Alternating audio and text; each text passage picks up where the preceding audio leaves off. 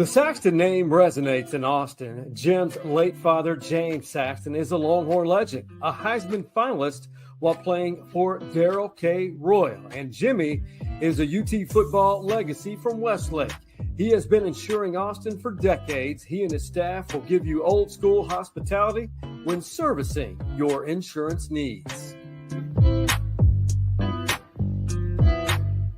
You don't know football. You can't do nothing that I do. You can't go out there and do nothing. Stay in your lane, buddy. Wow. Trevon Diggs and the Dallas Cowboys. Clearly, the frustration of this season is boiling over. A tweet by a former colleague of mine at WFAA in the Dallas-Fort Worth market tweeted out what seemed to be harmless. There was nothing personal. And I like everyone else, floored. But I've had almost a day just to let this marinate. Trevon Diggs, one of the guys, good guys for the Dallas Cowboys. But a 3-4 season. Wow. It has been nothing but negative headlines because the losses continue to pile up. Trevon Diggs upset over a tweet. Let's talk about it.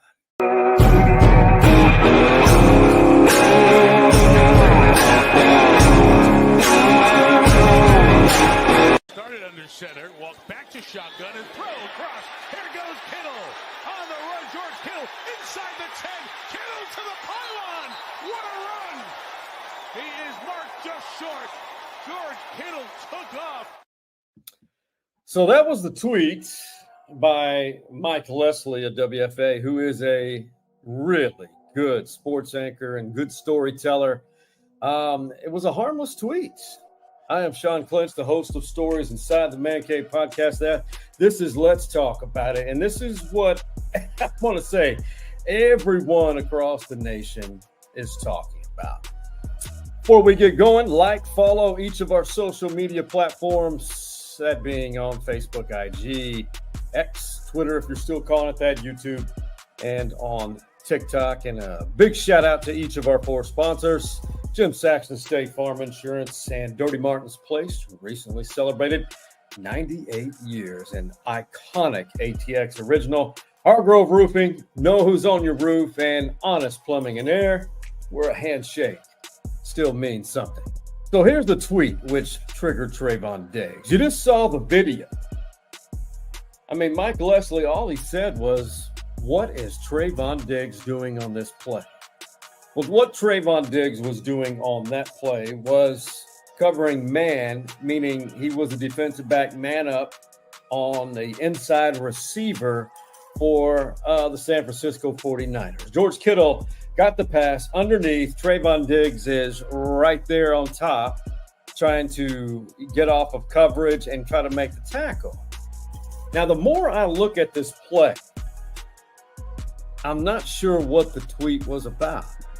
And I have the utmost respect for Mike Leslie. I really do. I'm not sure. Maybe he saw something that I didn't.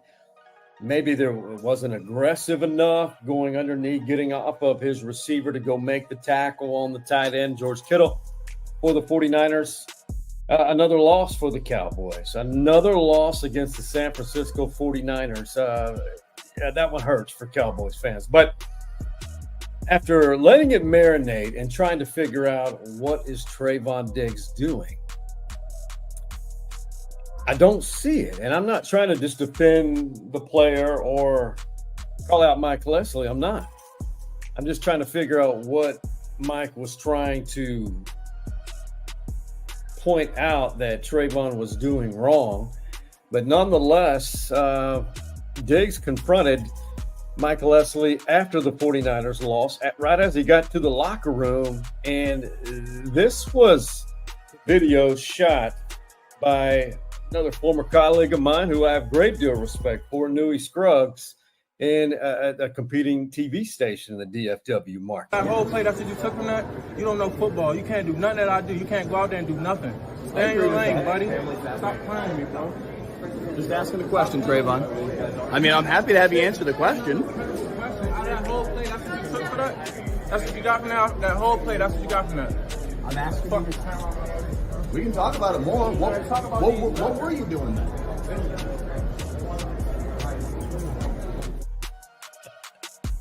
He says we can talk about it. Trevon said we can talk about these nuts.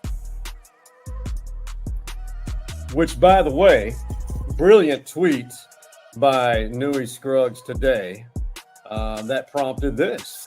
This by Newey Scruggs tweeted, "It's just a matter of time until Jerry Jones makes this the official sponsor for the Cowboys post-game locker room interviews. Both of these nuts." Made by the Candle Daddy. Brilliant. The stories sell themselves. The stories manufactured themselves constantly when the Dallas Cowboys are involved. Although hilarious, because the Cowboys find a way to be in the news. And things aren't going well for the Cowboys, but I'll give you my take. Unsolicited take.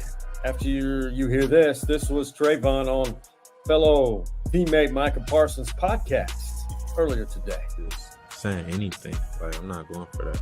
I'm not going to just allow you to try to, like, make me seem, out of that play, make me seem like I'm the problem. Like, that's not cool. And you right here, you work for the Cowboys. You know, for the Cowboys, you work, with us. Like, you might not know what's going on, but you know that wasn't on me. So it just was weird to me, and I just didn't like that. So. Okay, cool, calm, collected. Putting it all together, I still don't understand. Mike Leslie's, what was his tweet? Mike Leslie said, what is Trevon Diggs doing on that particular play? I have to go with Trevon.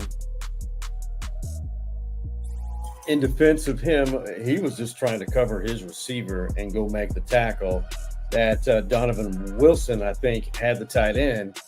He didn't make the right play, from what I could tell, on the big tight end.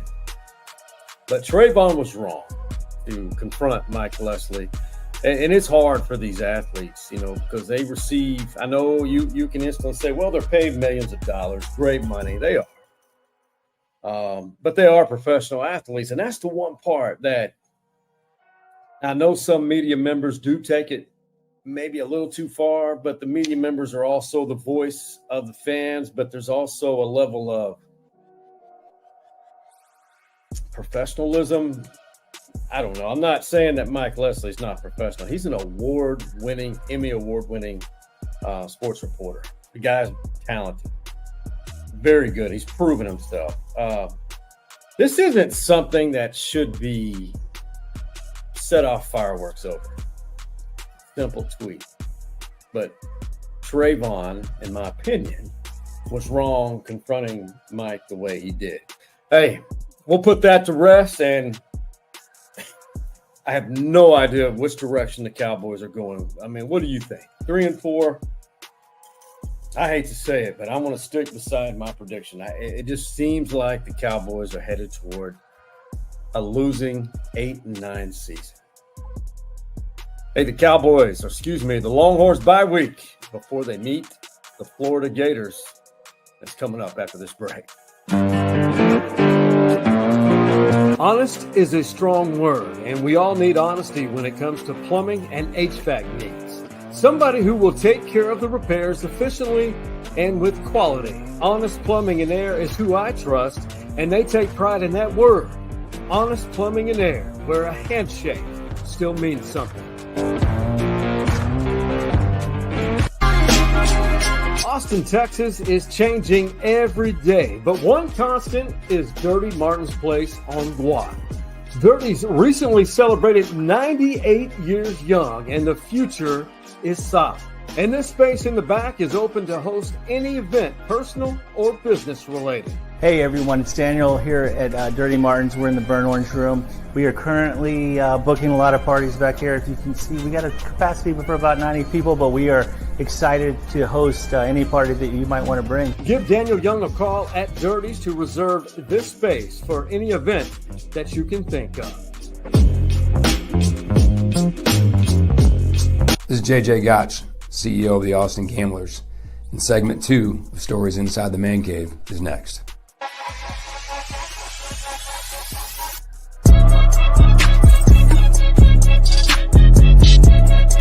Even in pass protection, I'd love to say it was just one group. It really wasn't. You know, we had a running back issue in protection. We had some O-line issue in protections. We had an RPO that they defended well, where Quinn had to eat the ball and take a sack. So sometimes you look at numbers and it's easy to point to that group. Everybody's got to do their job better. Clearly, I think they know they can play better than they've played the last couple weeks. That's our job. Myself, Coach Flood, everybody involved, the leaders, Jake Majors, that group. We've got a veteran group, and they've got some good football ahead of them, and they'll get there. And welcome back. Yeah, the Longhorns taking a bye week before a major stretch. So I think, obviously, the stretch of the season, which is going to dictate if the Longhorns remain in contention for not only a playoff spot, an SEC championship, and a national championship. You look at this schedule, Texas 7-1, and Steve Sarkisian talking about all the pressures that Quinn Ewers received in that 27-24 win at Vanderbilt, of a road win against a ranked team. Anyone who is negating that, Vanderbilt is one of the scrappiest teams in America, in my opinion. I just watching them play, I know they lost to Georgia State, but they also beat Alabama, and they're a good, solid, salty football team. But the Texas O-line, the tight ends, and I'm going to go ahead and see the running backs, they just noticing on film, the Longhorns missed some key blocks, and I saw some linebackers shooting the gaps, defensive linemen for Vanderbilt shooting the gaps unblocked, and really put a lot of pressure on Quinn. Quinn also in the pocket. It looks like if he would step up in the pocket, I'm not paid to make those decisions, so I'm no expert at that, but it just looked like maybe Quinn stepping up in the pocket would help, but he was pressured a lot.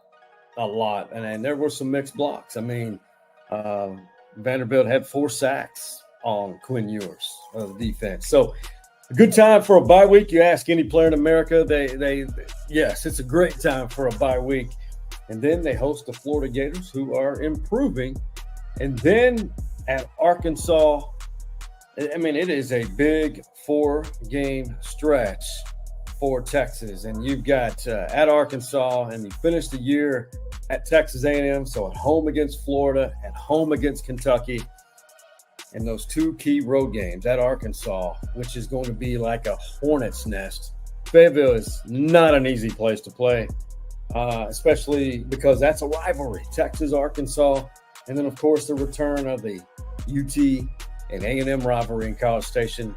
Maybe the best atmosphere of any game all season. And I still say this. I think that game will determine who plays in the SEC championship, or they could play, and depending on the scenarios, the two could meet again in Atlanta, Georgia to play for the SEC championship. Pretty amazing. This is what Texas Longhorn fans have been waiting for. This is what the SEC is what it brings to the table. Tremendous football, tremendous fanfare, great atmospheres, and a lot of pressure on games. Hey, just for fun, these are the programs in the state of Texas who are bowl eligible, provided by the Instagram site Texas Football Life. UT A&M, SMU, and Sam Houston, who is very new to the FBS level, they are bowl eligible. And then Texas State and Baylor, only 2 wins out. And then we look like North Texas, TCU, and Tech only need 1 more win. Pretty impressive. If you think about it, it's fun this time of year. And, some of these other programs, look, A&M and Texas, they're on a crash course. And they're on a crash course to compete for one of the 12 college football playoff spots. And you know what? When you have an opportunity to talk about the Dallas Cowboys, who are not a good football team right now, they're struggling, and it just seems like the sky's falling because America's team, the fans who follow America's team always have hope every season, even if the schemes, the personnel's not there, they're always thinking Super Bowl. But whenever you have a chance to talk about the Dallas Cowboys and SEC football, it's always good to talk about it.